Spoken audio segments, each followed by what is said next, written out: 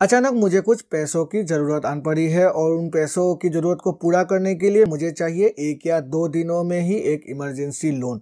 और अगर लोन की बातें करें तो लोन में हमें बहुत सारे फॉर्मेलिटीज़ और बहुत सारी डॉक्यूमेंटेशन को पूरा करना पड़ता है, जिसकी वजह से मुझे इमरजेंसी 1 या 2 दिनों में नॉर्मल सिनेरियो में लोन पाना काफ़ी परेशानी और काफ़ी मैं कहूँगा नामुमकिन ही है। मेरे पास कुछ फिक्स डिपॉजिट भी है जो मेरे बैंक में पड़े हुए हैं, लेकिन वो फिक्स डिपॉजिट लॉन्ग टर्म्स के लिए मैंने खोल रखा है। और अगर उन फिक्स डिपॉजिट को अभी मैं तुड़वा देता हूं तो मुझे एक तो प्रीमेच्योर पेनल्टी के तौर पर काफ़ी भारी भरकम इंटरेस्ट पे करना पड़ेगा, और दूसरी अगर फिक्स डिपॉजिट को तुड़वा कर जो पैसे है उसको निकाल कर अगर मैं एक नई फिक्स डिपॉजिट भी अगर ओपन करवाता हूं तो जो पहले फिक्स डिपॉजिट ओपन करवाया था तो उस समय इंटरेस्ट रेट ज़्यादा थी, अभी इंटरेस्ट रेट कम है, तो वहाँ पर भी मुझे लॉस का सामना करना पड़ सकता है। तो यहाँ पर मेरे पास कौन से ऐसे ऑप्शन है जो रह जाते हैं मेरी जो फाइनेंशियल रिक्वायरमेंट है उनको पूरा करने के लिए। फिक्स डिपॉजिट को तोड़ना तो काफ़ी इजी सॉल्यूशन है, लेकिन यहाँ पर एक ऐसा ऑप्शन है जो बहुत सारे लोगों को नहीं पता है, और उस ऑप्शन को कहते हैं हम demand loan against fix deposit. Demand loan against fix deposit का मतलब है एक ऐसा लोन जो हम फिक्स डिपॉजिट के अगेंस्ट में ले सकते हैं अपने फिक्स डिपॉजिट को बिना तुड़वाए हुए ही। यहाँ पर फिक्स डिपॉजिट, रिकरिंग डिपॉजिट और MIS अकाउंट, इन तीनों ही अकाउंट के अगेंस्ट में हम डिमांड लोन ले सकते हैं। आज की वीडियो में मैं इसी के बारे में आपसे बातें करने वाला हूँ। आपको बताऊंगा आखिर हम किस तरह से डिमांड लोन ले सकते हैं अपने फिक्स डिपॉजिट के अगेंस्ट में, क्या इंटरेस्ट रेट हमें पे करना पड़ेगा, क्या क्या बेनिफिट है इसके, और इस लोन को लेने के बाद रीपेमेंट पीरियड कितने दिनों की होती है। नमस्कार दोस्तों, मेरा नाम है विराज और आपका स्वागत है मेरे चैनल विराज की बातें में। तो चलिए आज की वीडियो को फटाफट शुरू करते हैं।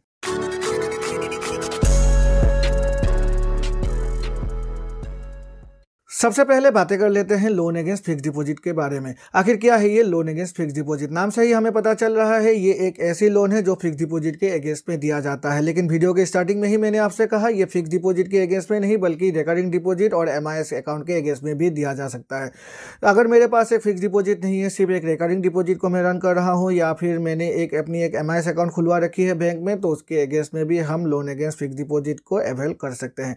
लोन अगेंस्ट फिक्स डिपॉजिट को अगर हम चाहे तो डिमांड लोन के तौर पर भी ओपन करवा सकते हैं, या फिर ओवरड्राफ्ट फैसिलिटी के तौर पर भी इसे हम ओपन करवा सकते हैं। यहाँ पर जो मिनिमम लोन अमाउंट रखी गई है वो रखी गई है 5,000 रुपये, और जो मैक्सिमम लोन अमाउंट रखी गई है वो रखी गई है 5 करोड़ रुपये। लेकिन यहाँ पर एक ऐसा फैक्टर है जिसको आपको ध्यान में रखना है। आपकी जितनी भी फिक्स डिपॉजिट अमाउंट होगी जिसके अगेंस्ट में आप जो ये लोन ले रहे हैं, तो वहाँ पर जो मैक्सिमम लोन अमाउंट होगी वो हो जाएगी 85% ऑफ फिक्स डिपॉजिट अमाउंट। मतलब अगर आपने 1 लाख की एक फिक्स डिपॉजिट खुलवा रखी है तो आपको 85,000 तक की मैक्सिमम लोन अमाउंट के तौर पर मिल जाएगी अगेंस्ट जिस भी फिक्स डिपॉजिट के अगेंस्ट में आप ये लोन फैसिलिटी को अवेल कर रहे हैं।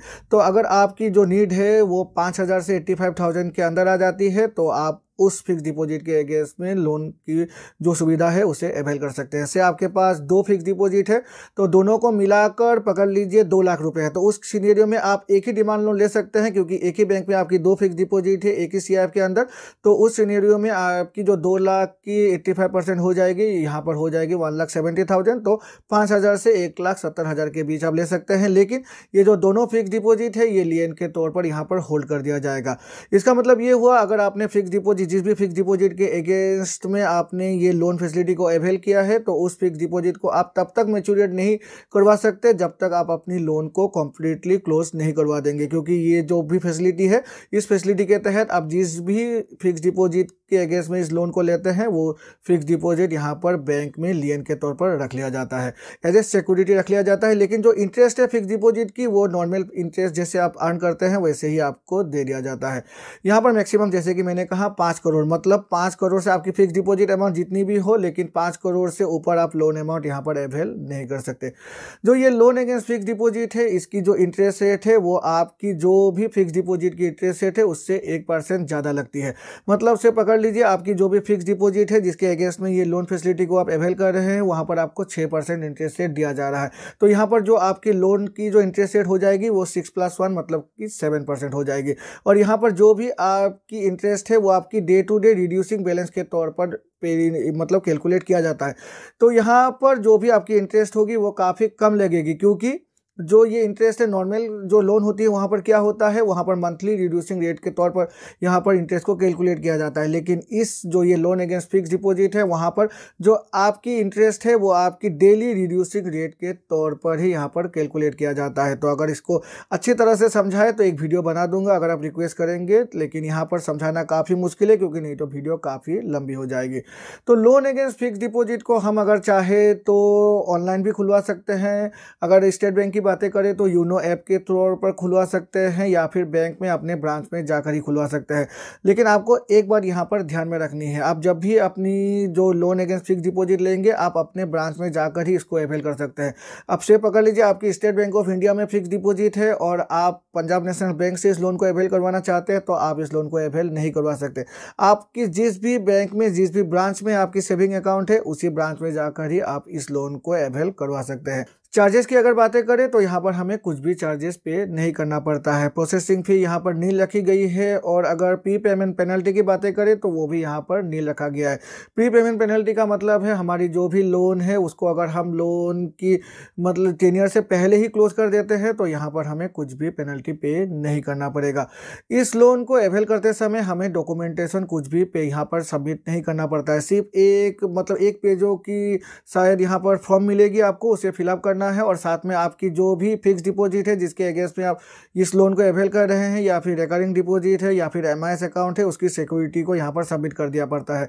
आपकी जब भी लोन क्लोज हो जाएगी तो उस समय आपकी सिक्योरिटी को लौटाया दिया जाएगा। तो ये भी आपको ध्यान में रखना है और सिर्फ अपनी लोन की जो भी फिक्स डिपॉजिट की डॉक्यूमेंट है उसी को बैंक में जाकर यहाँ पर आपको सबमिट कर देना है। रीपेमेंट की अगर बातें करें तो यहाँ पर अगर हम एमआईएस के अगेंस्ट में इस लोन को अवेल कर रहे हैं तो अगर स्टेट बैंक ऑफ इंडिया की बातें करें तो जो मैक्सिमम रीपेमेंट पीरियड रखी गई है वो रखी गई है 36 मंथ यानी कि 3 साल।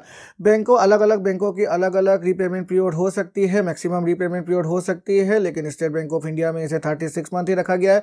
और अगर फिक्स डिपॉजिट के अगेंस्ट में इस लोन को हम अवेल कर रहे हैं या फिर रिकरिंग डिपॉजिट के अगेंस्ट में कर रहे हैं तो उसको रखा गया है 5 साल।